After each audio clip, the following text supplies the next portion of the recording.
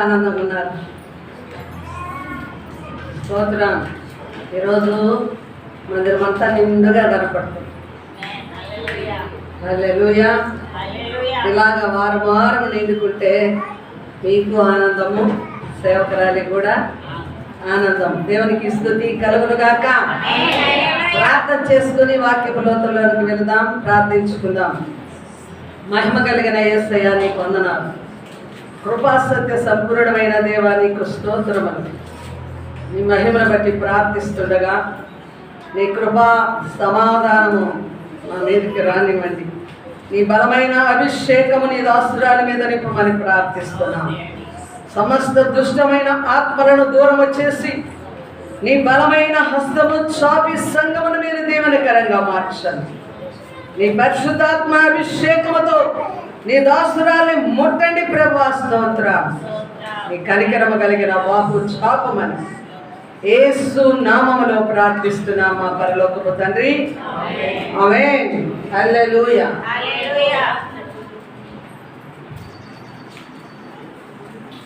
దేవునికి స్తోత్రము. హల్లెలూయా, హల్లెలూయా, హల్లెలూయా. నేటి అంశము ఏమిటనగా కనాను పొలిమేరలు. కనాను యొక్క సరిహద్దులు లేదా పొలిమేరలు. ఇప్పుడు మనము చదువుకున్న లేఖన భాగము ముందుగా చదివి ఉన్నాము. ఆరాధనకు ముందుగా సంఖ్యాకాండము 34వ అధ్యాయము 1వ వచనము చదువుకుందాం. మరియు యెహోవా మోషేకు ఇలా సెలవిచ్చెను, నీవు ఇశ్రాయేలుతో కనాను దేశమును అనగా పొలిమేరల చొప్పున మీరు చీట్లు వేసి స్వాస్థ్యముగా పంచుకొను కనాను దేశమున. ఈ అధ్యాయంలో చాలా మటుకు కూడా సరిహద్దులు, కనాను యొక్క సరిహద్దులను చూపిస్తుంది. ఇశ్రాయేలు ప్రజలు ఆ కనాను దేశమును స్వాధీనపరచుకున్న తర్వాత గోత్రములో చొప్పున ఆ స్వాస్థ్యమును ఏం చేయాలి? వారు పంచుకోవాలి. మరి ఈ పొలిమేరలను, ఈ సరిహద్దులను దేవుడు ఎవరికి ఇస్తున్నాడు అనగా ఇశ్రాయేలు ప్రజలకు ఇస్తున్నాడు. ఆమేన్. హల్లెలూయా. వారు దాన్ని స్వాధీనపరచుకున్న తర్వాత ఆ సరిహద్దులు వారు పంచుకోవాలి. పంచుకోవడానికి ముందుగా ఏం జరుగుతుంది? స్వాధీన పరచుకోవడం మనం ఇక్కడ చూస్తున్నాం. కనాను చేరడానికి ముందుగా యోర్దాను దాటి ఉన్నారు. యోర్దాను అనగా ఏమని చెప్పాను ఇంతకుముందు చాలా సార్లు అన్నా. యోర్దాను అనగా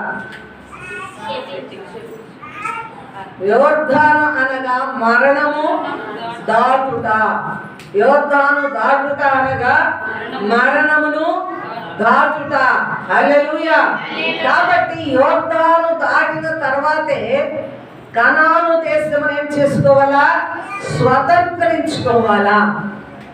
ఈ కనాను దేశము వాగ్దాన దేశము. ఎవరికి వాగ్దాన దేశము? ఇశ్రాయేలు ప్రజలకు దేవుడు వాగ్దానం చేసిన దేశము. అబ్రహాము కాలమందు 400 సంవత్సరాల తర్వాత మీ యొక్క తరములు ఈ కనాను దేశమును మీరు స్వాధీన పరచుకుంటారని 400 సంవత్సరాల క్రితమే అబ్రహాము విశ్వాసిగా దేవుణ్ణి వెంబడించగా ఈ వాగ్దానాన్ని పొందుకున్నాడు. ఇప్పుడు పరలోక పట్టణము, పరలోక దేశం యొక్క వర్ణన కూడా మనం పరిశుద్ధ గ్రంథంలో ఎంతో చక్కగా చూడగలం. దాని సరిహద్దులైతేనేమి, పరలోక పట్టణము యొక్క వైభవం అయితేనేమి, దేవుని యొక్క సింహాసనం అయితేనేమి, దేవదూతలైతేనేమి, ఎంత కూడా మరుగులో ఉంచుకుండగా దేవాది దేవుడు లోకములో ఉన్న ప్రజలకు ఆ యొక్క వైభవాన్ని అంతటిని కూడా పరిశుద్ధ గ్రంథములో ఆయా సందర్భాలలో తేటపరచాడండి. దేవునికి స్తుతి కలుగునుగాక. ఇక్కడ ఒక మాట జ్ఞాపకానికి తెచ్చుకోవాలా. ఇశ్రాయేలు ప్రజలకు దేవుడు ఎలాగ వాగ్దానము చేసి కనానును స్వాధీనపరుచుకున్న తర్వాత వారి సరిహద్దులను ఏర్పాటు చేశాడు. ఇక్కడ నుంచి ఇంతవరకు మీ సరిహద్దు, దీన్ని మీరు గోత్రముల చొప్పున మీరు పంచుకోవాలన్న ఒక నియమాన్ని ఉంచారు. అలాగే విశ్వాసులమైన మనకు కూడా దేవుడు ఏమి సిద్ధపరిచాడు చెప్పండి? పరలోక రాజ్యమును మన కొరకు సిద్ధపరిచి దానిని మర్మములో ఉంచాడా, గుప్తములో ఉంచాడా, తేటపరిచాడా? తేటపరిచాడు. ప్రభు వారి లోకమందు సంచరించిన దినములలోనే ఆయన ప్రకటించిన సువార్త ఏమిటంటే పరలోక రాజ్యము సమీపించి ఉన్నది. ఆమేన్. అంటే క్రీస్తు యొక్క సువార్తన ప్రకటన కాలమందే పరలోక రాజ్యమును గురించి యేసు ప్రభువు వారు ప్రకటించాడు. దేవునికి స్తుతి కలుగును గాక. ఈనాడు నువ్వు వచ్చి ఇక్కడ కూర్చుంటున్నావు అంటే నీవు కూడా ఏం చేయాలా? ఆ యొక్క రాజ్యమును స్వాధీనపరచుకోవాలి. అందు నిమిత్తమే ఇక్కడ సమకూడుతున్నావు. అందు నిమిత్తమే క్రీస్తు యొక్క రాజ్యము నీకు తెలియజేయబడుతుంది. క్రీస్తును గురించిన సత్యమును తెలుసుకుంటున్నావు. దేవునికి స్తుతి కలుగును గాక. హల్లెలూయా. అంటే ఈ లోకములో మనము ఎవరము? ఈ లోకములో మనము ఎవరము? పరదేశులము, యాత్రికులము. హల్లెలూయా. మన రాజ్యం ఇక్కడ లేదు. మనము స్థిరముగా ఇక్కడ ఉండలేము. దేవునికి స్తుతి కలుగును గాక. కాబట్టి నిలవరమైన పట్టణము కొరకు ప్రతి ఒక్కరం కూడా ఏం చేయాలి? కనిపెట్టుచూ ఉండాలి, ఎదురు చూస్తూ ఉండాలి. మరి ఎవరు ఎదురు చూశారు ఈ లోకమందు? అలాగుంది. నిలవరమైన పట్టణము కోసము అబ్రహాము గారు ఇదే పరిస్థితి జరిగించాడు. ఎందుకంటే నిలవరమైన పట్టణం నాకు ఒకటి ఉన్నది కనుక నేను యాత్రికుడను, ఈ లోకమందు బస చేయు వాడను. నా యాత్రా దినములు ముగించుకున్న తర్వాత, నా గుడారము చిరిగిపోయిన తర్వాత నేను ఎక్కడికి వెళ్ళవలసిన వాడను? దేవుని సన్నిధికి వెళ్ళవలసిన వాడనని మనకు విశ్వాసులకు తండ్రి అయిన అబ్రహాము గారు ఆ నిరీక్షణతో ఈ లోకమందు జీవించున్నాడు. మనము కూడా ఈ లోకంలో ఎంత పెద్ద ఇల్లులు కట్టుకున్నా మనము యాత్ర ముగించిన తర్వాత ఏమియో తీసుకొని పోము, కానీ దేవుని యొక్క స్వాస్థ్యములో మనము భాగస్థులమైతున్నాం. అందుకే మనోహరమైన స్థలములలో నాకు పాలు ప్రార్థించను, నిత్యమైన స్వాస్థ్యము నా కొరకై నువ్వు సిద్ధము కాచి ఉన్నావు. ఎవరన్నారు ఈ మాట? దావీదు గారు స్తుతించారు. మనోహరమైన స్థలములలో నాకు పాలు ప్రార్థించను. హల్లెలూయా. ఇదిగో నిత్యమైన స్వాస్థ్యము నా కొరకై నీవు సిద్ధపరిచి ఉన్నావు. దేవునికి స్తోత్రము. మనం ఉండే స్థలం ఎలాంటిది చెప్పండి? ఇక్కడ మన చుట్టూ బాగానే ఉంటారు, మన ప్రక్కన బాగానే ఉన్నట్టుంటారు. ఆ ప్రక్కన ఉన్న వ్యక్తే నీకు శత్రువు. మంచిగానే ఉన్నట్టుంటుంది, అది మంచిది కాదు, నువ్వు నమ్మలేని స్థితి. అయితే దేవుడిచ్చే ఆ స్వాస్థ్యము, ఆ భాగము, ఆ పాలు ఏమిటనగా, పాలు అంటే భాగము, అంతే కదా? పాలు అంటే భాగము. కాబట్టి దేవుని ప్రియమైన బిడ్డలారా, ఇప్పుడు మనము గమనిస్తే మన భాగం ఎక్కడుంది? మన స్వాస్థ్యం ఎక్కడుంది? పరలోకంలో ఉంది. దేవునికి స్తుతి కలుగును గాక. హల్లెలూయా. కాబట్టి మనము ఆ యొక్క స్వాస్థ్యాన్ని పొందుకోవాలంటే ఇప్పుడు మీరందరూ కూడా రేపు ఎస్తేరు ఉపవాస ప్రార్థనలకి ఆ యెహోషువ గ్రంథాన్ని మీరు ఏం చేస్తున్నారు? స్టడీ చేస్తున్నారు. క్విజ్ కాంపిటీషన్కి రెడీ అవుతున్నారు. కనాను దేశము ప్రశ్న, ఇశ్రాయేల్ ప్రజలు కనాను దేశము చేరాలంటే ఏం చేయాలి? ఇశ్రాయేల్ ప్రజలు కనాను చేరాలంటే ఏం చేయాలి?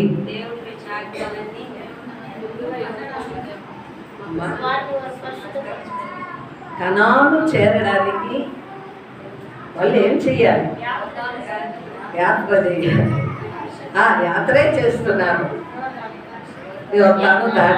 దాటాలి. దాటకూడదని ఎవరన్నారు? యోర్దాను దాటాలి, యాత్ర చేయాలి, రాజ్యాలు దాటి వెళ్ళాలి. కానీ వారు ఆ కనాను చేరాలంటే వారికి మధ్యలో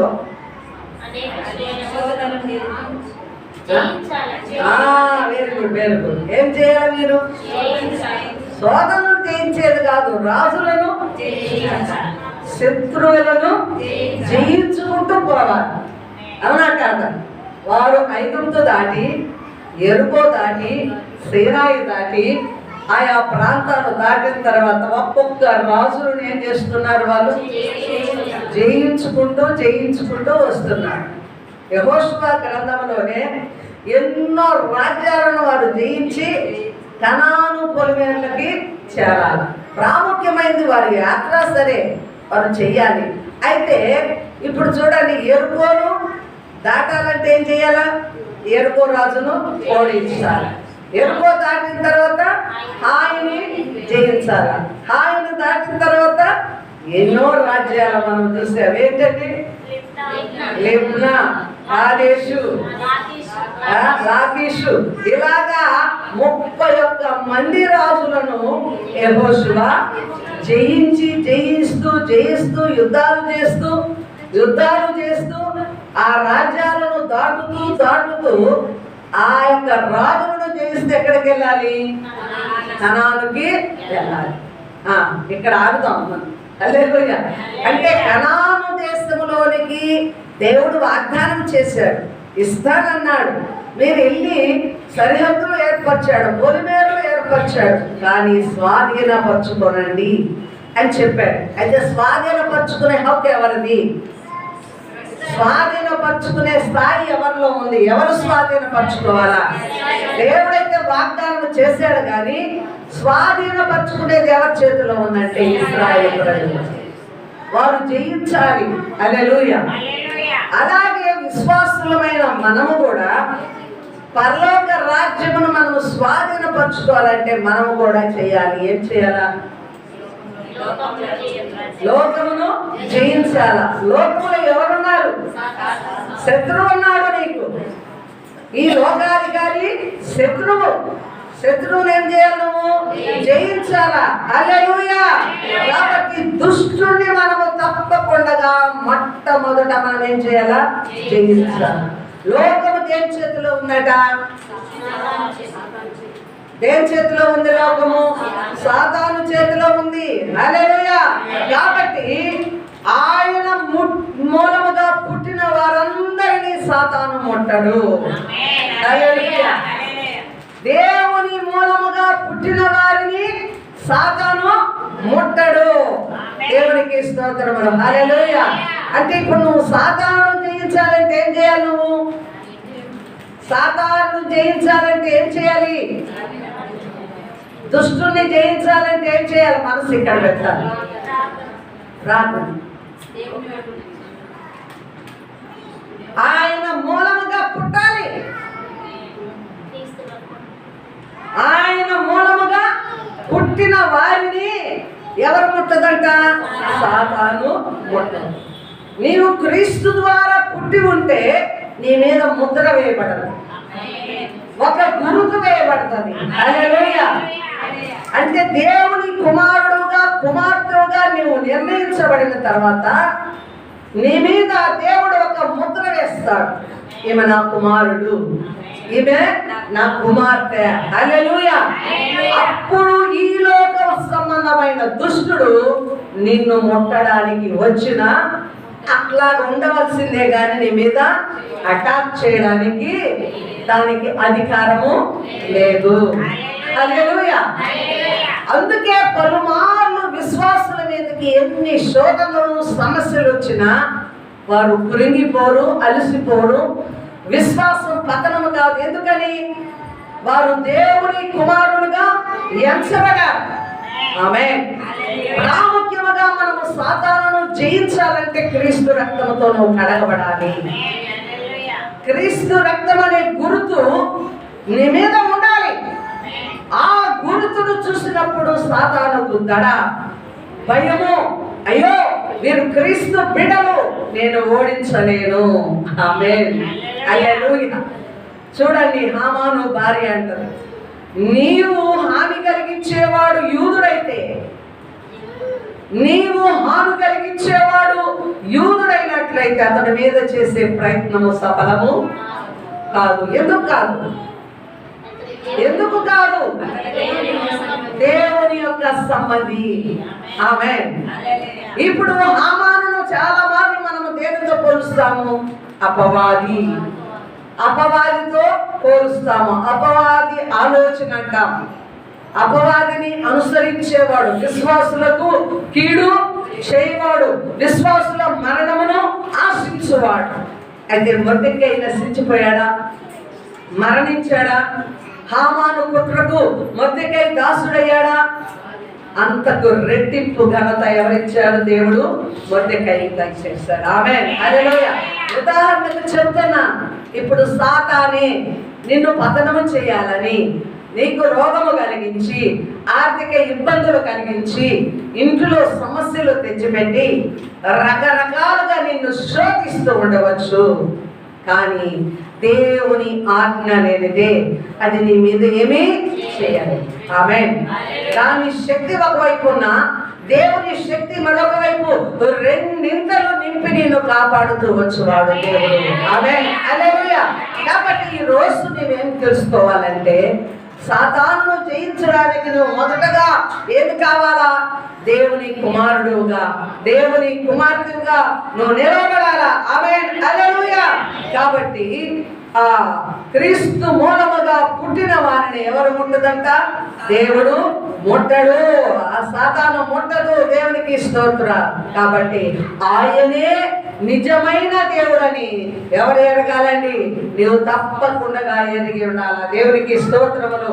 ఈరోజు అనేకులు ఎందుకు పతనమైపోతున్నారనగా, క్రీస్తును నిజమైన దేవుడుగా ఎంచుకోలేక పతనమైపోతున్నారు. దేవునికి స్తుతి కలుగును గాక. హల్లెలూయా. మనం చూద్దామండి ఇప్పుడు ఆ ఎఫెసీయులకు రాసిన పత్రిక 6వ అధ్యాయము 12వ వచనం చూద్దాం. 6వ అధ్యాయము 12వ వచనం. ఏలయనగా మనము పోరాడునది శరీరంతో కాదు, కానీ ప్రధానులతోనూ అధికారులతోనూ ప్రస్తుత అంధకార సంబంధులకు లోకనాథులతోనూ ఆకాశ మండలమందున్న దురాత్మల సమూహములతోనూ పోరాడుచున్నాము. అందుచేతను మీరు ఆపద్దినమందు వారిని ఎదిరించుటకు సమస్తమును నెరవేర్చిన వారై నిలవబడుటకును శక్తిమంతులగునట్లు దేవుడిచ్చు సర్వాంగ కవచములను ధరించుకొనుడి. ఆమేన్. హల్లెలూయా. దేవునికి స్తోత్రములు కలుగును గాక. కాబట్టి ఆపద్దినము ఎవరికి వస్తుందంట? మనకంటే ఎవరమండి? మనము విశ్వాసులకి ఆపద్దినము వస్తుంది. ఎందుకంటే ఎందుకు వస్తున్నాయి ఆపదలంటే, మనం పోరాడుచున్నాం. మనకు ఒక పోరాటము ఉంది. ఈ పోరాటంలో ఆపదలు వస్తాయి, ఉపద్రవాలు వస్తాయి, చూడండి, వేదనలు వస్తాయి. అయితే మనము ఆపద్దినమందు ఏం జరిగించాలంటే, ఆ వచనం ప్రాముఖ్యంగా చదవాలి. మనం ఆపద్దినమందు వారిని ఎదురించుటకును సమస్తము నెరవేర్చిన వారమై నిలవబడాలా. హల్లెలూయా. ఏం చేయాలండి? ఇప్పుడు కనాను దేశమును వారు స్వాధీనపరచుకోవాలంటే రాజులను జయించారా లేదా? జయించారు. జయించిన తర్వాతనే స్వాధీనమైంది. ఇప్పుడు మనం ఆపద్దినమందు ఎవరిని ఎదిరించాలంట? అపవాదిని ఎదిరించాలా? వాయు మండలంలో ఉన్న పోరాడుతున్న దురాత్మల సమూహాలను కూడా ఎదిరించాలా? ఎదిరించి ఏం చేయాలా? సమస్తమును నెరవేర్చుకొని నిలబడుటకు శక్తి. ఆమేన్. హల్లెలూయా. ఈ లోకమందు మనము సాతానును ఎదిరించాలి. ఎదిరించి సమస్తమును నెరవేర్చుకోవాలి. విశ్వాసమును కాపాడుకోవాలి. దేవుని మహిమ ఎదుట మనము నిలవబడాలి. అప్పుడు ఏం చేయాలా? దేవుడిచ్చు సర్వాంగ కవచం. అంటే దేవుడు ఏమిస్తాడు? మనకు కవచాలు ఇస్తాడు. ఆ కింద వచనాలు మనకు చదవడానికి టైం లేదు, కానీ ప్రార్థన, వాక్యము, విశ్వాసము ఇవన్నీ మనము ధరించుకోవాలట. ఆమేన్, హల్లెలూయా. శత్రువును జయించడానికి, యుద్ధానికి పోవడానికి కవచాలు ఎలాగా అవసరమో, యుద్ధ కవచము ఎలాగా అవసరమో, ఆత్మీయ పోరాటములో విశ్వాసికి కూడా ఏం అవసరమో దేవుడిచ్చే ఆయుధములు అవసరము. ఆయుధములు ఏమిటి? వాక్యము, ప్రార్థన, ఆత్మ, సువార్త. హల్లెలూయా. ఇవన్నీ కూడా మనము ధరించుకున్నప్పుడు దాని ఎదుట మనము శక్తి కలిగి నిలుస్తాం, సమస్తమును నెరవేర్చుకుంటాం, లేకపోతే ఓడిపోతాం. కాబట్టి మనము కూడా పోరాడాలని దేవుని వాక్యము సెలవిస్తుంది. దేవునికి స్తుతి కలుగును గాక. ఇంకా మనము చూద్దాము కొలస్సీలకు రాసిన పత్రిక 1వ అధ్యాయం 13వ వచనం. కొలస్సీలకు రాసిన పత్రిక 1వ అధ్యాయం 13వ వచనం. ఆయన మనలను అంధకార సంబంధమైన అధికారములో నుండి విడుదల చేసి తాను ప్రేమించిన తన కుమారుడి యొక్క రాజ్య నివాసులుగా చేసెను. ఆమేన్, హల్లెలూయా. దేవుడు ఏం చేశాడండి? మనల్ని అంధకార సంబంధమైన అధికారములో నుండి విడుదల చేసాడా? విడుదల చేయలేదా?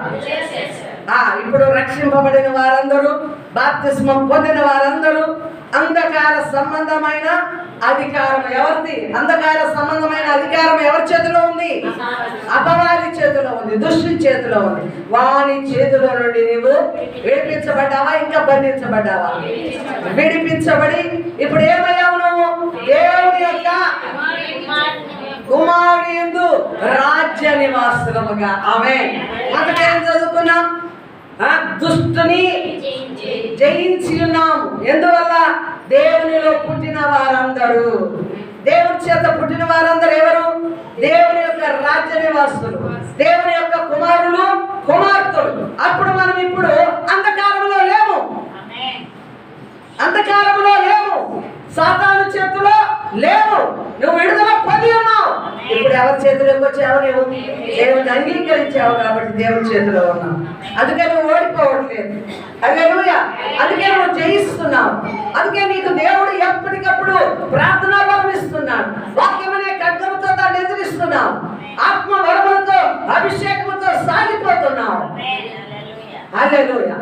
కాబట్టి ఇంకా నువ్వు ఓడిపోయే స్థితి, సాతాను నిన్ను కృంగతీసే స్థితి, నిద్రమత్తులోనికి, పాపములోనికి, దురాశలోనికి, అపరిశుద్ధతలోనికి, లోకములోనికి, లోకపు పోకడలోనికి ఎందుకు వెళ్ళిపోతున్నావంటే నువ్వు దేవుళ్ళో పుట్టలేదు.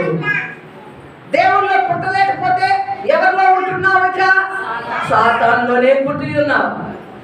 సాతానే నీకు తండ్రి, దేవుడు నీకు తండ్రిగా లేడు, దేవుని కుమారుడుగా లేవు, దేవుని యొక్క పోలికలు నీలో లేదు, దేవుని యొక్క శక్తి సామర్థ్యము నీలో లేదు. దేవుని పక్కన పెడితే ఎవరుంటారు? నీ పక్కన నీలో ఎవరుంటారంటే సాతాను ఉంటారు. హల్లెలూయా. కాబట్టి మనం ఇంకా ఏం చేస్తున్నాము? బలహీనం అయిపోతున్నాము. యేసు ప్రభు వారు ఎందుకు మరణించాడంటే, రోమీయులకు రాసిన పత్రిక 5వ అధ్యాయం, మనం ఇంకనూ బలహీనమై ఉండగా, మనం ఇంకనూ దేవునికి శత్రువులమై ఉండగా, మనం ఇంకనూ పాపులమై ఉండగా క్రీస్తు మన కొరకు శిలువ మీద మరణం. అంటే ఇప్పుడు ఇంకనూ నువ్వు పాల్గొన్నావా? ఇంకనూ నువ్వు దేవునికి శత్రువుగా ఉన్నావా? ఇంకనూ నువ్వు దేవునికి బలహీనుడుగా ఉన్నావంటే నామకార్థ బాప్తిస్మం పొందావు, కానీ నిజమైన ఆనవాళ్ళు నువ్వు కలిగి లేవు. హల్లెలూయా. నిజమైన మారు మనస్సు, పశ్చాత్తాపం కలిగి నువ్వు బాప్తిస్మం పొందిన తర్వాత, దేవుని కుమారునిగా, కుమార్తెగా అంగీకరించబడిన తర్వాత నీవు విడుదల పొంది ఉన్నావు. అంధకారం అంటే చీకటి నుండి దాన్ని నడిపిస్తున్న అపవాది చేతుల్లో ఇప్పుడు లేవు. నువ్వు విడుదల పొంది ఉన్నావు. ఇప్పుడు శత్రువును నువ్వు జయించి ఉన్నావు. శత్రువును జయించు శక్తి దేవుడు ఆ కవచాన్ని ఎక్కించాడు, ఆ ముద్రని మీద వేసి ఉన్నాడు. హల్లెలూయా. ఆయన రక్తముతో నువ్వు కడగబడ్డావు. ఇప్పుడు రక్షింపబడిన రక్తము, ప్రోక్షింపబడిన రక్తము, పరిశుద్ధ రక్తము, శక్తివంతమైన రక్తము నిన్ను సాతాను ఎదుట పోరాడడానికి, శక్తిగా సమస్తమును నెరవేర్చుకోవడానికి, విశ్వాసమును కాపాడుకోవడానికి, బలము కలిగి ఆత్మీయ యాత్రలో సాగిపోవడానికి, నీకు సమస్తమును నెరవేర్చడానికి దేవుని శక్తి అవసరము.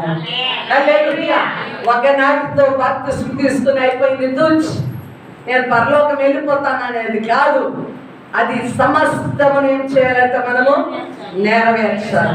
ఇప్పుడు కనాను ప్రదేశంలోనికి ఇశ్రాయేలు ప్రజలు స్వాధీనం చేసుకుని వారి యొక్క పొలిమేరను వారు పంచుకోవాలంటే సమస్తమును, ఒక రాజు కూడా ఉండకూడదు. దాటి వెళుతున్న రాజ్యాలన్నీ ఖచ్చితంగా ఓడించాల్సిందే.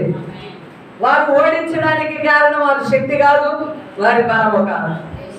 మనము ధ్యానం చేస్తుంటే వడగళ్ళతో చనిపోయిన వారు ఉన్నారు. హల్లెలూయా. వారే వీరు తరిమినట్లుగా ఊహ కలిగి పారిపోయిన వారుగా ఉన్నారు. హల్లెలూయా. ఎన్ని అద్భుతాలు దేవుడు చేయించారు. వారి కత్తులతో, వారి సామర్థ్యముతో, వారి శక్తితో చేయించకుండా దేవుడే నిలిచి వారికి యుద్ధములో చేయమనిచ్చిన అంతా మనం చదువుతున్నప్పుడు ఎంత ఆశ్చర్యం. దేవుడు ఇంత గొప్ప కార్యాలు తన బిడ్డల ఎడల జరిగిస్తాడని మనం ఎంతగానో ఉత్సాహపడి ఆనందపడతా ఉంటాం. ఆ వాక్యాలు ధ్యానిస్తున్నప్పుడు ప్రియమైన దేవుని బిడ్డ, ఈనాడు నీవు కూడా పోరాడదు. నీవు కాదు, నీ తరపున ఎవరు పోరాడతారు? దేవుడే నిలిచి పోరాడుతాడు. ఆమేన్. హల్లెలూయా. ప్లీజ్ దయచేసి ఆలకించండి. నమ్మి బాప్తిస్మం పొందండి, మారు మనస్సు కలగండి, రక్షణ పొందండి. అప్పుడు క్రీస్తును నువ్వు ధరించుకుంటావు, అపవాదిని నీవు ఓడిస్తావు. దేవునికి స్తుతి కలుగును గాక. హల్లెలూయా. ఇంకా మనం చూద్దాం అపోస్తలుల కార్యములు 26వ అధ్యాయం 18వ వచనం. అపోస్తలుల కార్యములు 26:18. నీవు నన్ను చూచి ఉన్న సంగతిని గుర్చియు, నేను నీకు కనబడబోవు సంగతిని గుర్చియు, నిన్ను పరిచారకునిగాను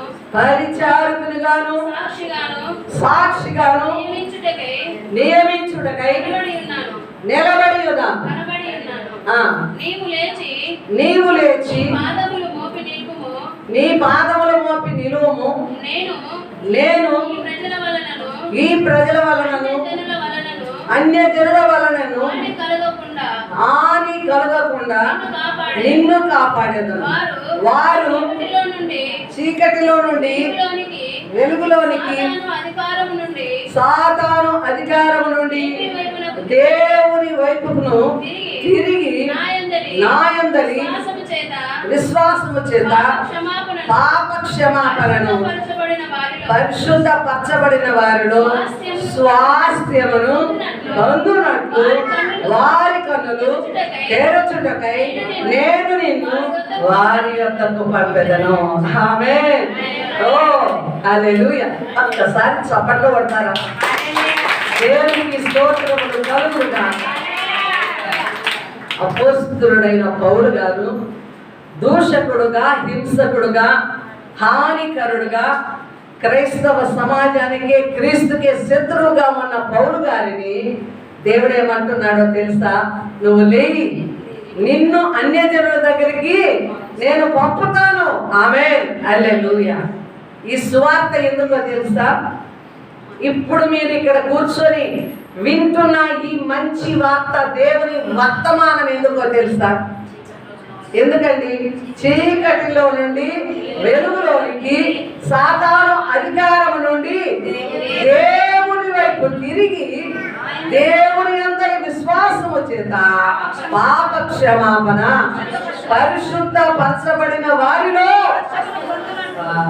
స్వాస్థ్యము పొందునట్లు. ఆమేన్. హల్లెలూయా. ఈ యొక్క పరలోక స్వాస్థ్యము పొందుకోవాలంటే ఏం చేయాలి? మనము ఏం చేయాలమ్మా? చీకటిలో నుండి బయటికి రావాలి, అంధకారములో నుండి బయటికి రావాలి, పాప క్షమాపణ పొందాలి, పరిశుద్ధ పరచబడాలి. తర్వాత పరిశుద్ధుల స్వాస్థ్యములో మనము ప్రవేశించాలి. దేవునికి స్తుతి కలుగును గాక. హల్లెలూయా. ఇందు నిమిత్తమై పౌలు గారిని దేవుడు ఎన్నుకొని అనేక మంది ప్రజలను వెలుగులోనికి నడిపించాడు. అనేక మందిని అంధకారములో నుంచి బయటికి తెచ్చాడు. అనేక మందిలో పాప క్షమాపణ పరిశుద్ధత ఏర్పరిచి దేవుని స్వాస్థ్యమును పొందుకున్నారు. ఆమేన్. హల్లెలూయా. ఇప్పుడు మన సరిహద్దులు ఎక్కడున్నాయి? నీ సరిహద్దు ఎక్కడుంది? నా సరిహద్దు ఎక్కడుంది? నీ సరిహద్దు, మీ సరిహద్దులు ఎక్కడున్నాయి? ఎక్కడున్నాయండి మన సరిహద్దులు? ఎక్కడున్నాయి?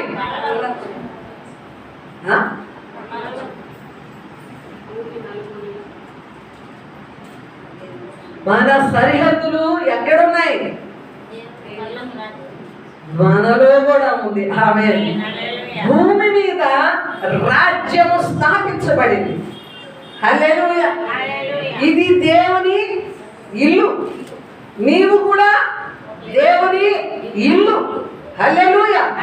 అప్పుడు నీవు పరలోక రాజ్యాన్ని పొందుకొని అనుభవిస్తూ ఆ స్వాస్థ్యం యొక్క ఆనవాళి ఎక్కడుంది? ఇక్కడే మనము సంచకరువు పొందుకున్నామంట. ఆమె ఒక పొలమును కొనాలన్నా, ఒక ఎద్దును కొనాలన్నా, ఏదైనా మనం ఏం చేస్తాము? సంచకరువు ఇస్తాం. ఇదిగో ₹1 అయినా సంచకరువించిన తర్వాత పూర్తిగా దాన్ని స్వాధీనపరుచుకుంటాం. ఆమేన్. హల్లెలూయా.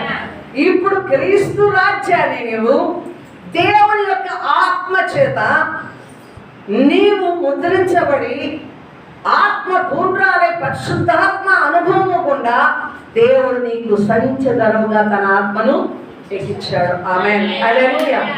ఇప్పుడు దేవుని రాజ్యాన్ని స్వతంత్రించుకున్నావు. నువ్వు ఉన్న స్థలమే దేవుని రాజ్యం.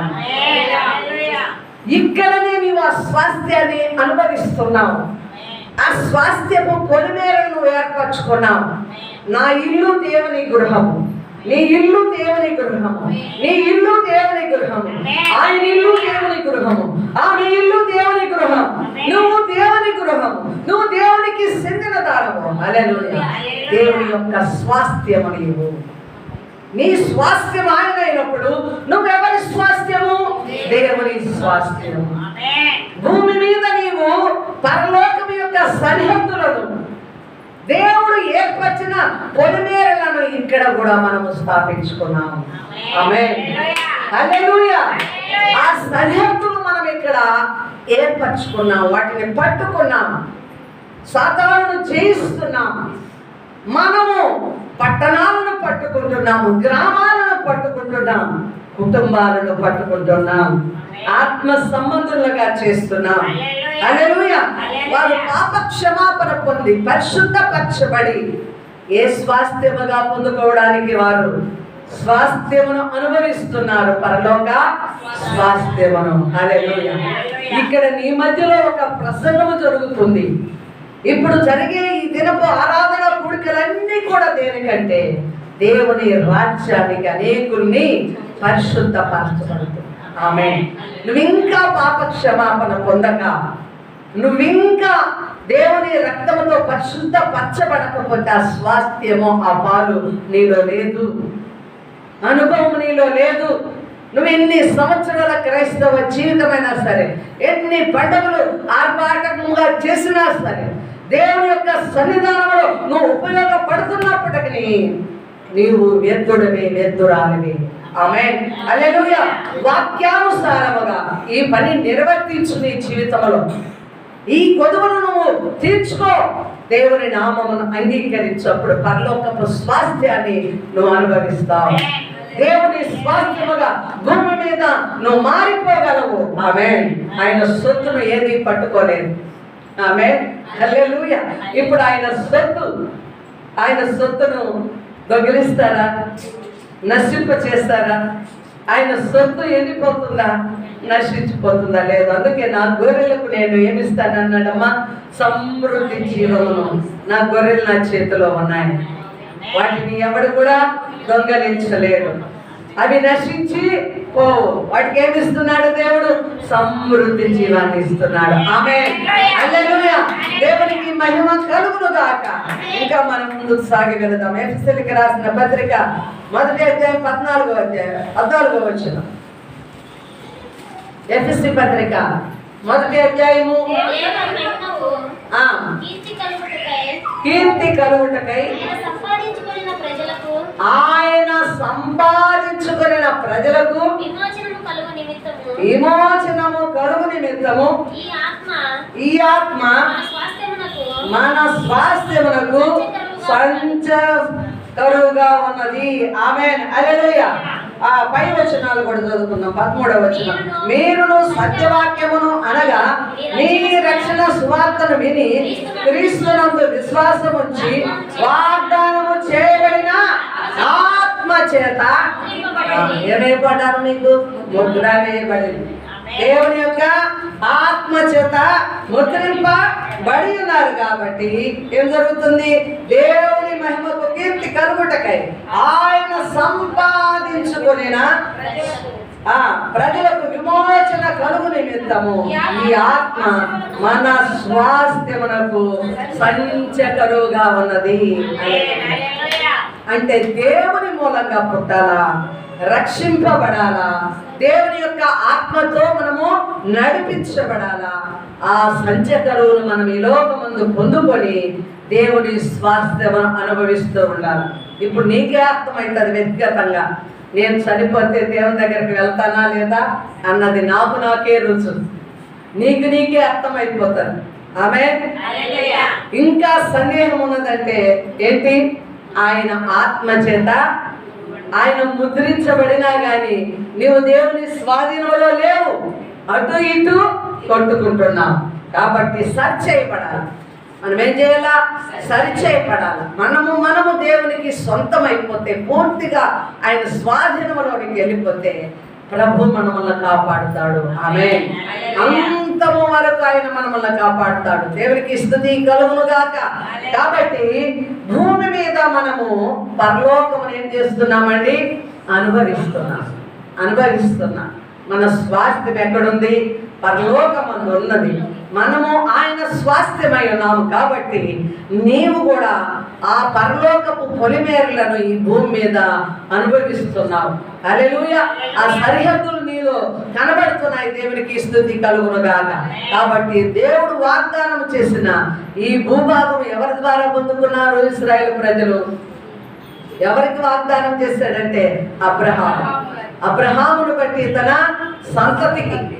తన సంతతి వారు ఈ యొక్క వాగ్దాన దేశం ఏం చేస్తారమ్మా? స్వతంత్రించుకుంటారు. దేవునికి స్తోత్రం.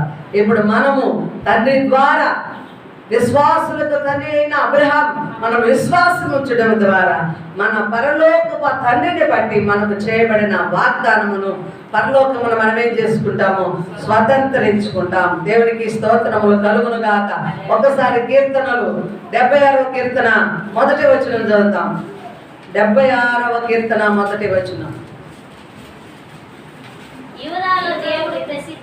యూదాలో దేవుడు ప్రసిద్ధుడు, ఇశ్రాయేలులో ఆయన నామము గొప్పది. షాలేములో ఆయన గుడారం ఉన్నది. సియోనులో ఆయన ఆలయం ఉన్నది. అక్కడ వింటి అగ్ని బాణములను, కేడములను, కత్తులను, యుద్ధాయుధములను ఆయన విరగొట్టెను. దుష్ట మృగము నుండి పర్వతములు గల సౌందర్యము కంటే నీవు అధిక తేజస్సు గలవాడవు. ఆమేన్. హల్లెలూయా. యూదాలో ఎవరు ప్రసిద్ధుడట? దేవుడు ప్రసిద్ధుడై ఉన్నాడు. షాలేం అనగా ఏంటి? సమాధానం. జెరూషలేమును షాలేము నగరము అంటే యెరూషలేం. యూదా ఆ యొక్క పట్టణం ఎక్కడుంది? యెరూషలేం. అక్కడ దేవుడు ఎలా ఉన్నాడట? ప్రసిద్ధుడై ఉన్నాడు. దేవుడు గొప్పవాడై ఉన్నాడు యూదాలో. దేవుడు గొప్పవాడై ఉన్నాడు యెరూషలేములో. ఆయన ఉన్నాడు కనుక అక్కడ ఖ్యాతి కలుగుతుంది ఆ పట్టణానికి. ఆయన ఉన్నాడు కనుక అక్కడ ఇంటి బాణములు కానీ చూడండి, కేడవలు కానీ యుద్ధ ఆయుధములు కానీ ఏం చేశాడంట? మీరే చెప్పాలి. ఏం చేశాడు? విరగొట్టాడు. ఆమేన్, హల్లెలూయా. యెరూషలేములో దేవుని ఆలయం ఉంది. యెరూషలేములో దేవుడు ప్రసిద్ధుడు. యెరూషలేములో ఏముంది? సమాధానము. సమాధానమును దేవుడే నిలిపాడు యెరూషలేములో. కాబట్టి శత్రువు ఉంటాడా? సమాధానం ఉన్న కాడ శత్రువు ఉంటాడా? మీరు ఆన్సర్ ఇవ్వాలి. ఉండడు. ఆమేన్, హల్లెలూయా. కనుక అక్కడ ఇప్పటికేం జరుగుతుంది? యుద్ధ ఆయుధాలు అయితేమి, బాణములు అయితేనేమి, దేవుడే వాటిని ఏం చేస్తున్నాడట? విరగొట్టుతున్నాడు. ఆమేన్. ఇప్పుడు నీవున్నావు, నీలో క్రీస్తు నివాసం ఉంది. క్రీస్తును అంగీకరించావు, దేవుని వారసురాలుగా ఉన్నావు. కాబట్టి నీవు ప్రసిద్ధి కలిగి ఉంటావా? ఓడిపోతావా? జారిపోతావా? నశించిపోతావా? అంతకంతగా అభివృద్ధి చెందుతావు. ఫోటో చెప్పటం. హల్లెలూయా, హల్లెలూయా, హల్లెలూయా. నీ దేవుడు ఘనత పొందినవాడు. నీ దేవుడు రాజులకి రాజు, పరాక్రమశాలి, సైన్యములకు అధిపతి. ఇంటి భాగములను, కేడములను, రాజులను, దుష్ట మృగములను అంతయు కూడా ఆయన ఓడించి వేరగొట్టి ఆ పర్వతాన్ని దేవుని మహిమతో, ఘనతతో నింపినవాడు. ఆమేన్. నిన్ను కోరుకున్నవాడు, నీ విజయమును కోరినవాడు, నీ సంతోషమును కోరినవాడు నిన్ను అపవాదికి అప్పిస్తాడా? శత్రువా గెలుచుకోపో అంటాడా? ఓడించు అంటాడా? దానికి అవకాశం ఇస్తాడా? దమ్ముంటే చెప్పు, అవకాశం ఇస్తాడని. ఇస్తాడా? హల్లెలూయా. అవకాశం ఇచ్చిన మనమును ఓడిపోని. అవకాశం యోబు విషయంలో ఇచ్చాడు, కానీ యోబును ఓడిపోనివ్వలేదు. యోబును నిలబెట్టాడు. అదంతా కోల్పోయినా తిరిగి రెండింతల ఆశీర్వాదాన్ని యోబు గారికి ఇచ్చాడు. ఆమేన్, హల్లెలూయా. నీ ప్రేమను కోరుకునేవాడు, నీ విజయాన్ని చూడగలిగింది లోకంలో ఎవడూ లేడు. ఓ, నీ సహోదరి కానీ, నీ రక్త సంబంధులు కానీ, నీ తల్లి, నీ తండ్రి కూడా ఒక్కొక్క మారు నువ్వు హెచ్చగా స్థితిలోకి వెళుతుంటే ఓర్చుకోలేదు. వారికి కూడా ఈర్ష్య ఉండొచ్చు. అయితే ప్రేమమూర్తి, కరుణామూర్తి, నీ ఓటముని అంగీకరించిన వాడు, నువ్వు సంతోషిస్తే ఆనందించేవాడు, నువ్వు హెచ్చలేకి వెళుతుంటే నిన్ను చూసి మురిచిపోయేవాడు నీ పరలోకం తండ్రి. ఆయన ఒక్కడే, ఆయన ఒక్కడే నీకు మంచిని కోరువాడు. హల్లెలూయా. నీ సంతోషమును కోరువాడు. ఆమేన్. ఎంత బాగున్నా ఒకరు సంతోషంగా ఉంటే ఇంకొకరికి ఎక్కడ లేని ఈర్ష్య నచ్చదు, నచ్చదు. ఒక వ్యక్తి పైకి ఎదిగి రావాలంటే ఇంకొక వ్యక్తి ఏం చేస్తాడు? అణిచివేయడానికే ప్రయత్నిస్తాడు. ఆమేన్. కాబట్టి చూడండి, ఈ మాటలు మీరు ఎప్పుడు కూడా గుర్తుపెట్టుకోండి. 76వ కీర్తన 1వ వచనము. యోధాలో ఆయన దేవుడు ప్రసిద్ధుడు, ఇశ్రాయేలులో చెప్పాలి నేను ఇప్పుడు, ఆయన నామము గొప్పది. ఇంకా షాలేములో ఆయన గుడారము ఉన్నది, సియోనులో. హల్లెలూయా.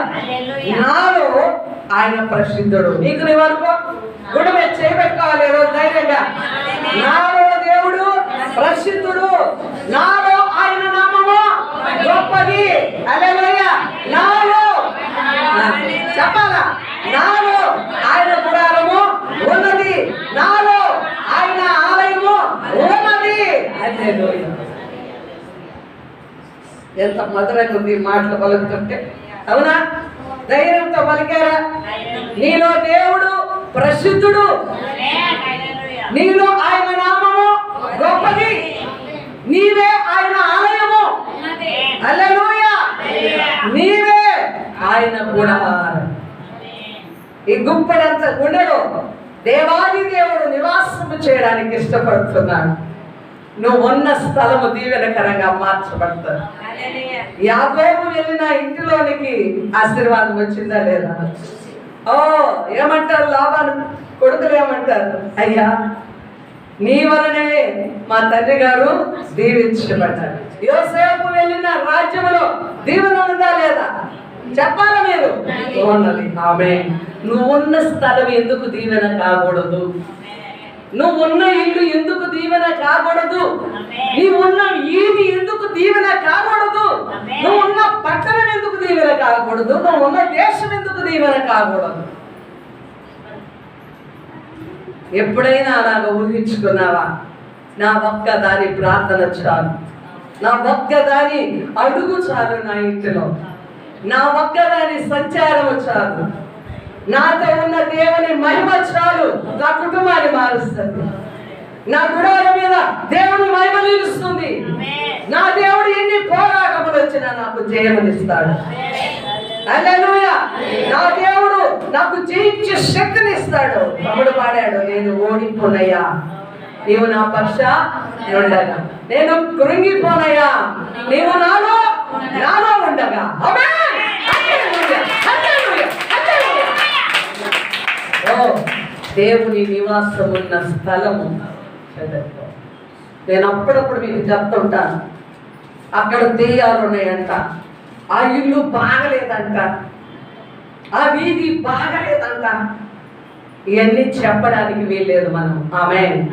పాడైన స్థలమును నువ్వు బాగు చేయవలసి ఉంది.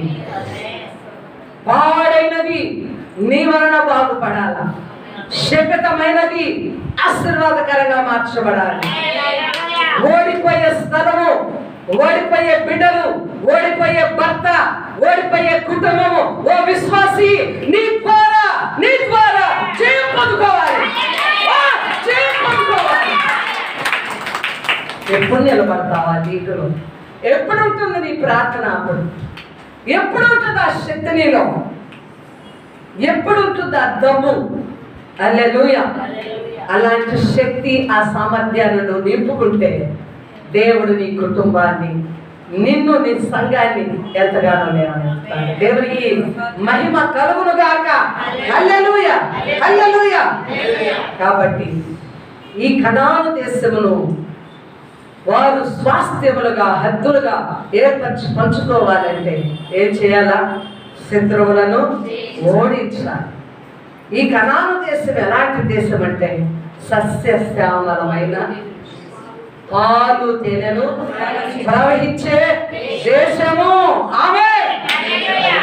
ముందే చెప్పుకున్నాం, నాలో దేవుని ఆలయం ఉంది, దేవుని గుడారం ఉంది, యోధాలో దేవుడు ప్రసిద్ధుడు, ఆయన నామము గొప్పది. పరలోకపు పొలిమేరలు ఎక్కడున్నాయంటే నాలో ఉన్నాయి. నా ఇల్లే పరలోకపు పొలిమేరు, నా సంఘమే పరలోకపు పొలిమేరు. కనాను పొలిమేరలు ఎలాగున్నాయట? ఆ భూభాగం ఎలాగుంది చెప్పాలి? పాలు తేనెలు, సస్యశ్యామలమైన దేశం. ఈరోజు దేవుడు మీకు ఒక వాగ్దానం చేశాడు వర్షిప్ లో. ఏంటని చెప్పండి? ఓ నీరు కట్టిన తోట ఎలాగుంటది? సస్యశ్యామలంగా ఉంటుంది. ఆమేన్. హల్లెలూయా. అంటే నీవు కనాను పొలిమేరలుగా, దేవుని స్వాస్థ్యముగా ఆ పొలిమేరలు నువ్వు ఏర్పరచుకుని ఉన్నప్పుడు నువ్వు ఎలాగుండాలి చెప్పాలి? సస్యశ్యామలంగా ఉండాలి. సస్యశ్యామలం అంటే ఏంటి? చాలా భరితమైనది. పచ్చగా ఉంటే కూడా లాభం లేదు. పచ్చకున్నప్పుడు ఎలా ఉండాలి? ఆన్సర్ ఇవ్వాలి మీరు. ఫలభరితముగా ఉండాలి. మన జీవితాలు ఎలా ఉండాలా? ఫలభరితంగా. ఏ విషయంలో ఫలభరితంగా ఉండాలి? ఏ విషయంలో? సమృద్ధిగా. ఒక కక్క 10 బస్తాలు మేము వచ్చినాయి, కందిపప్పు తీసుకున్నాం, చింతపండు తీసుకున్నాం, ఈ సంవత్సరానికి సరిపడా సరుకులన్నీ ఉన్నాయక్క మా ఇంట్లో. సమృద్ధిని ఇచ్చాడు దేవుడు. సోపులు, పప్పులు, ఉప్పులు అన్నీ సమృద్ధి. అసలైన బస ఉండదు. చెప్పండి, ఇప్పుడు చెప్పండి. ఫలా సమృద్ధి అయిన పంట ఏ విషయంలో ఉండాలి?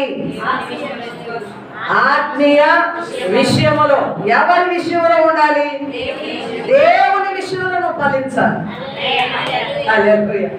నువ్వు వెళ్ళి సంవత్సరం నెలకి 1,00,000 రూపాయల జీతం ఉంది, 50,000 జీతం ఉంది, నీ ఇంతన్ని వరలో కూర్చుకోగాని దేవుని కొరకు నువ్వు ఫలించకపోతే అది ఫలభరితమేనా? మీరే ఆన్సర్ ఇవ్వండి. ఫలభరితం కాదు. నీవు ఇప్పుడు ఆయన స్వాస్థ్యం, ఆయన భూమి, అవునా కాదు? ఆయనకు చెందిన దాన్ని ఆయన స్వాస్థ్యముగా ఈ భూమి మీద ఉన్నప్పుడు ఆయన స్వాస్థ్యం ఏం చేయాలా? ఫలించాలి. ఎవరి కొరకు ఫలించాలా? దేవుని కొరకు ఫలించాలి. అర్థమై ఉండొచ్చు మీకు చాలా బాగా. ఇప్పుడు మనము దేవుని కొరకు ఫలిస్తే, అందుకే దేవుడు ఏమంటాడో చెప్పండి. యోహాను సువార్త 15వ అధ్యాయంలో, నేను నిజమైన ద్రాక్షావల్లి, మీరు తీగలే, నా యందు మీరు వేరు పారినప్పుడు మీరు బహుగా ఫలిస్తారు. ఆమేన్. మనలో ఆయన గుడారం ఉంది, మనము ఆయన ఆలయం, మనలో దేవుని నామం ఉంది, ఘనతను చెందిన నామం ఉంది. ఆయన ప్రసిద్ధుడుగా మనలో ఉన్నప్పుడు నేనే ఆయన స్వాస్థ్యము, పరలోక స్వాస్థ్యమైనప్పుడు నాలో నుండి దేవుడు ఏం ఆశిస్తాడు? ఏం ఆశిస్తాడండి? ఫలములను ఆశిస్తాడు. మరియమ్మ నా బిడ్డ కదా, నా సొత్తు కదా, నా రక్తం పెట్టి కడిగాను కదా, నా రక్తంతో వెలబెట్టి కొన్నాను కదా, మరి ఫలాలు ఉన్నాయా? నా కొరకు ఫలిస్తుందా? దేవుని కొరకు ఫలించుటంటే ఏం చేయాలి? దేవుని కొరకు ఫలించుటంటే ఏంటి? ఏం చేయాలమ్మా? దేవుని కొరకు ఫలించుట అంటే ఏంటి? ఆత్మ ఫలములు కూడా మనకు తెలుసు. 9 ఫలాలు. 9 ఫలములు ఒక వ్యక్తిలో ఉంటే ఖచ్చితంగా నువ్వు పరిచయం చేస్తావు, ఖచ్చితంగా నువ్వు ప్రార్థించేదాని, ఖచ్చితంగా నువ్వు సువార్త ప్రకటించదు, ఖచ్చితంగా ఆధ్యాత్మిక విలువలతో నీవు కట్టబడి ఉంటావు. అనేకులను ప్రేమతో దేవుని తట్టు తిప్పేదానిగా ఉంటావు. ఆమేన్. అయితే దేవుడు అడుగుట్లో న్యాయం ఉందా లేదా? చెప్పండి. ఈరోజు దేవుడు మిమ్మల్ని ప్రశ్నించటంలో న్యాయం ఉందా లేదనుకుంటున్నావా? ఉందా? ఉంది అన్నప్పుడు ఎందుకు మరి ఇంకా మనం ఫలములతో లేకుండా విని విడిచిపెట్టిపోతున్నాం? ఎందుకు సరి చేయబడలేకపోతున్నాం? క్రీస్తు కొరకు బ్రతకడానికి ఎందుకు ఇష్టపడడం లేదు? క్రీస్తు కొరకు సమయాన్ని ఎందుకు హెచ్చించలేకపోతున్నా? క్రీస్తు కొరకు ఎందుకు నువ్వు ప్రయాసపడలేకపోతున్నా? ఆ మంట నీలో ఉందా? ఆ వేడి నీలో ఉందా? ఆ ప్రార్థన జీవితం నీలో ఉందా? ఆ వాక్య పరిచర్య చేయడానికి నువ్వు ఇష్టపడుతున్నావా? క్రీస్తును కలిగిన జీవితం ఎలా వేళలా చూపించడానికి ఇష్టపడుతున్నావా? అందుకే నీ శత్రుకి నువ్వు ఎవరి దగ్గర నేర్పించాలంట? మనుషులందరి దగ్గర నీ సహనమును కనబడదు.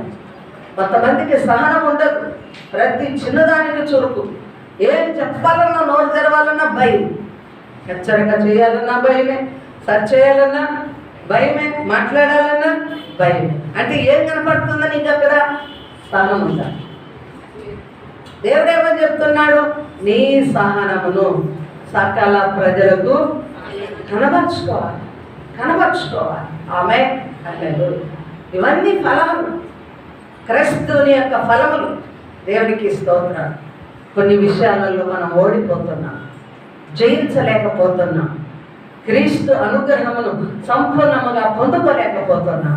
కాబట్టి దేవుని బిడ్డలారా, ఆ పొలిమేరలు ఎక్కడో పరలోకంలో ఉన్నాయిలే, ప్రార్థన చేసుకొని స్తుతి చేసుకొని వారం కూడికలకు వచ్చి నమ్మకంగా బ్రతికి నమ్మకంగా దేవుని సన్నిధిలో ఉంటే పరలోకంకి వెళ్ళిపోయారు కూర్చుంటే మా స్వాస్థ్యం అనుకోవద్దు. ఆ స్వాస్థ్యం నువ్వు ఇక్కడ భూమిని నువ్వు నీ యొక్క పరలోక స్వాస్థ్యముగా భూమి మీద అనుభవిస్తున్నావు. నువ్వు ఇక్కడే ఫలించాలి.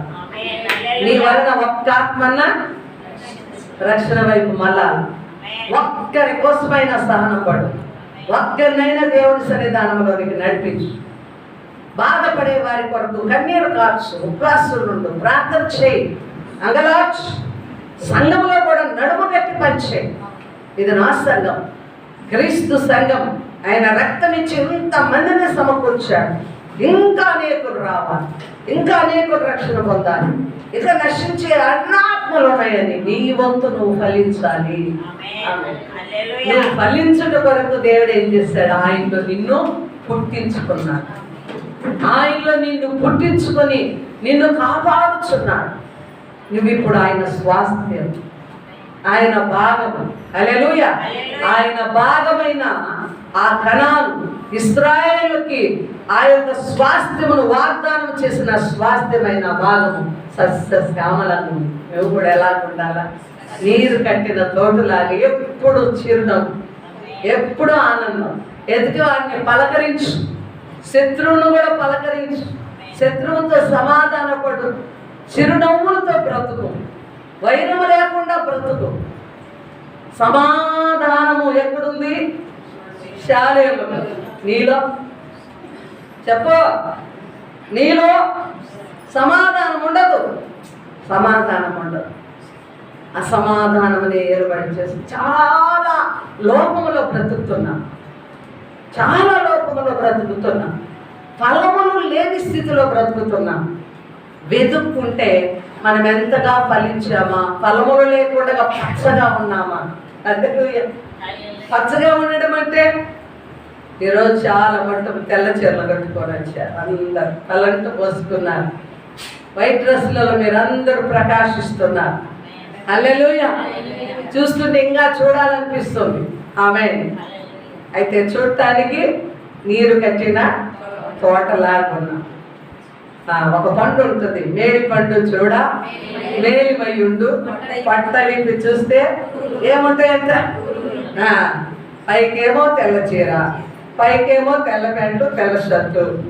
ఆ పట్టిప్పి ఎతికి చూస్తే పురుగులుండు. అంటే లోపటి జీవితం ఒకటి, పై జీవితము ఒకటి. నీరు కట్టిన తోటే కానీ ఫలించలేని క్రైస్తవ బ్రతుకు. మరి ఆయన స్వాస్థ్యము రక్తమిచ్చి నిన్ను కొని, నిన్ను ఏర్పరచుకొని, నీవు ఆయన స్వాస్థ్యముగా ఆయన అంగీకరించినప్పుడు ఆ స్వాస్థ్యాన్ని కాచుకోవాలా, ఫలింప చేసుకోవాలా. ప్రభువా, నేను ఈ విషయంలో ఫలిస్తున్నాను, ఈ ఫలములను తీసుకయ్యా, ఇంతగా ఫలిస్తున్నాను, ఇంతగా ఫలిస్తున్నాను. ఇంకా ఫలించే కొలది దేవుడు ఏం చేస్తాడు? ఫలింప చేస్తాడు. చాలా మార్లు విన్నాం, ఉన్నోడికి తీసి లేనోడికి పంచి పెడుతున్నాడు దేవుడు. ఇదేంటి విడ్డూరం అంటే, వాడు కష్టపడుతున్నాడు, వాడు కష్టపడేవాడు చేతికి రూపాయి ఇవ్వాలి. కాబట్టి ఫలించేవాడిని ఏం చేస్తాడు దేవుడు? కొంచెంలో నమ్మకం ఉంటే ఇంకొంచెము దాన్ని ఇస్తాడు. కొంచెంలో నువ్వు నమ్మకం లేకుండా తోకాడించిన అనుకో, నీకు ఇచ్చింది కూడా ఏం చేస్తాడు? కాబట్టి దేవుని పని కూడా అజాగ్రత్త చేయకూడదు. సేవకులకి లోబడకుండా కొమ్ము కొట్టే వ్యవహారాలు కూడా చేయకూడదు. ఇవన్నీ నువ్వు ఫలించలేకపోవడమే. నువ్వు అనుకుంటున్నావు ప్రార్థన జీవితం బాగుందలే, బాగా నేను వారపు కొడుకులకి పోతున్నాను, దైవ ధ్యానం చేస్తున్నాను, ప్రార్థనలలో ఉంటున్నాను అనుకుంటున్నావు. కానీ సరి చేసుకో. సమయం ఉన్నప్పుడు ఏం చేయాలి? మన జీవితాలను చక్కబెట్టుకోవాలా. ఆమేన్. హల్లెలూయా. అయితే చూద్దామండి, అగూరు కూడా ప్రార్థన చేస్తాడంట. సామెతల గ్రంథము 30వ అధ్యాయం 7-9.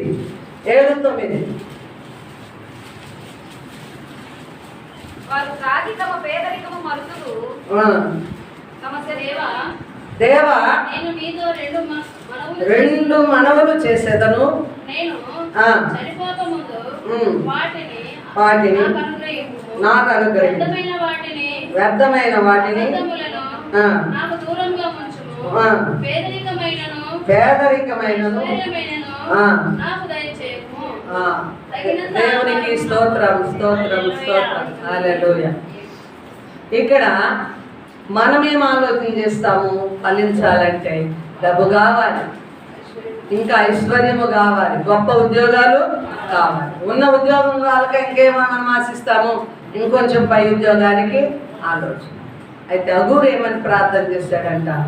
ఎక్కువైతే నాకు గర్వము వస్తుంది, తక్కువైతే నేను దొంగలిస్తాను. అందుకే నన్ను ఎలా ఉంచమన్నాడు దేవుడికి? తగు మాత్రం, అంటే లిమిటెడ్గా. ఆమేన్.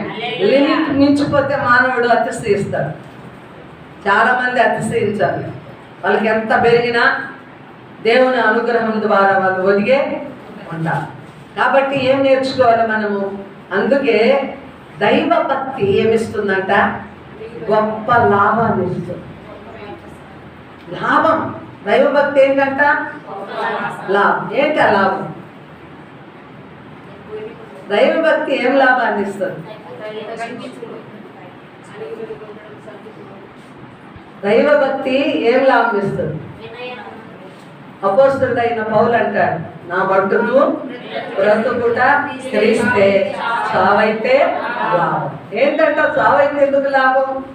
పరలోకంలోకి వెళ్ళి దేవుడితో ఉంటాడు, దేవుని స్వాస్థ్యంలో పాలు కలిగి ఉంటాడు, బహుమానాలు అందుకుంటాడు, కిరీటాలు అందుకుంటాడు, మెప్పు అందుకుంటాడు, ఘనత అందుకుంటాడు. ఆమె ఈ లోకంలో మంచి చేసినా నీకు అవమానమే వస్తుంది, మంచి మాట చెప్పినా అది కీడుగానే ఎంచుకుంటారు.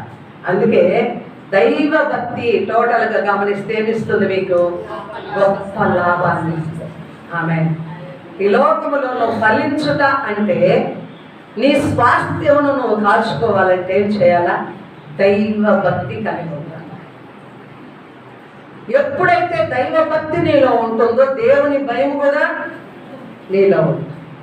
భక్తి భయము రెండు ఉన్నప్పుడు ఖచ్చితంగా దేవుని సంబంధించిన వ్యక్తిగా ఫలిస్తావు. ఆమేన్. హల్లెలూయా. ఎప్పుడైతే నీవు దేవుని సంబంధిగా దేవుని కొరకై ఫలిస్తావో ఖచ్చితంగా స్వాస్థ్యము నీ కొరకై సిద్ధపరచిన దాన్ని నువ్వు పట్టుకుంటావు. దేవునికి స్తోత్రములు కలుగునుగాక. కాబట్టి ఇప్పుడు మనం ఏం ధ్యానం చేసాము ఈ దినమున? కనాను పొలిమేర. ఆ పొలిమేరలు ఇశ్రాయేలు ప్రజలు స్వతంత్రించుకొని పంచుకోవాలంటే ఏం చేయాలి? వాళ్ళు శత్రువులను జయించుకుంటూ వెళ్ళాలి. మనము కూడా శత్రువును జయించాలి. ఎట్లా జయించాలి? దేవుని మూలముగా పుట్టిన వారు జయిస్తారు. దేవుని మూలముగా పుట్టిన వారిని అపవాది ముట్టలేదు. దేవుని మూలముగా పుట్టిన వారు ఇంకా ఏం చేస్తారు చెప్పండి? అంధకార సంబంధమైన అందులో నుండి బయటపడి పాప క్షమాపణ పొంది పరిశుద్ధులుగా ఆయన స్వాస్థ్యమును ఈ లోకంలో పొందుకుంటారు. కాబట్టి మనము ఆత్మ చేత మనము ముద్రించబడ్డాము. సంచకరుగా ఆత్మను మనము కలిగి ఉన్నాము. కాబట్టి ఆ స్వాస్థ్యమును మనము హక్కుగా ఈ లోకమందు మనము పొందుకొని ఉన్నాము. దేవునికి స్తోత్రాలు. కాబట్టి దేవుని భూభాగమును ఈ భూమి అంతా కూడా ఆయనదే. హల్లెలూయా. ఇప్పుడు నీవు కూడా ఆయన బిడ్డవై ఉన్నావు. దేవునికి స్తోత్రాలు. యోధాలు అయిన పరిశుద్ధుడు. ఇశ్రాయేలులో ఆయన నామము గొప్పది. షాలేములో ఆయన గుడారం ఉన్నది. సియోనులో అక్కడ వింటి బాణములు కేడములు అన్నీ కూడా శత్రువుల కలిగే ప్రతిది కూడా వెనకొట్టబడుతుంది. ఆమె నీ ద్వారా నీ పొలిమేరలో, నీ ఇంటిలో, నీ గృహములో, నీ సంఘంలో దేవుడు ఏమై ఉండాలా? ప్రసిద్ధుడై ఆయన నామము గొప్పదై ఉండాలి. హల్లెలూయా. నీలో ఆయన ఆలయముగా ఉండాలి, నీలో ఆయన గుడారముగా ఉండాలి. నీవు ప్రభు కొరకు ఫలించాలి, ప్రభు కొరకు పని చేయాలి. నీ పొలిమేరలలో దేవుడు చూసినప్పుడు నువ్వు ఎలా ఉండాలా? సస్యశ్యామలంగా ఉండాలి. ఇశ్రాయేలు ప్రజల అంత జాతిని పోషించగలిగిన సర్వ సంపద, సకలమైన ఫలములు, ఆహారము వారి కొరకు దేవుడు సిద్ధపరిచాడు. ఆమేన్. హల్లెలూయా. అప్పటి వరకు మన్నాతో పోషించిన దేవుడు ఇప్పుడు సస్యశ్యామలమైన ప్రాంతంలోనికి వెళ్ళి కనాను పంట తింటూ వారు క్షేమముగా ఉండగలిగారు. దేవునికి స్తుతి కలుగునుగాక. హల్లెలూయా. కాబట్టి దేవుని యొక్క స్థలములోనికి నువ్వు ప్రవేశించాలంటే ఈ దినమున నిన్ను నీవేం చేసుకోవాలి? పరిశుద్ధపరచుకొని ఫలములతో నింపబడి, ప్రభువా నీ కొరకు నేను నిలుస్తున్నాను, నీ యొక్క స్వాస్థ్యముగా ఉన్నా, నీ స్వాస్థ్యమైన నేను ఫలించి అభివృద్ధి చెందాలి, నీ నామము నా జీవితంలో ఘనత పొందాలి. హల్లెలూయా. నీవే నా హృదయమే నీకు ఆలయం. దేవునికి స్తుతి కలుగునుగాక. ఇప్పటికీ నేను సాతాన్ని ఎదిరించలేనంటే నీవు ఆత్మ మూలంగా పుట్టిన దానివి కాదు, దేవుని కుమారుడు కుమార్తెవు కాదు. ఇంకెవరైనా బాప్తిస్మం పొందకుండా లోకానుసారంగా ఉన్నవారు క్రీస్తును ఎరగండి, క్రీస్తు రక్తంతో కడగబడండి. ఆయన కుమారులుగా మీరు పుట్టిన అనుభవం, మారు మనస్సు కలిగిన అనుభవం, దేవుని కుమారులము కుమార్తెలము అనుభవించుకున్న అనుభవంలో మనం నడిచినప్పుడు ఆయన స్వాస్థ్యమైన వారిని ఆయన కాపాడుతాడు. హల్లెలూయా.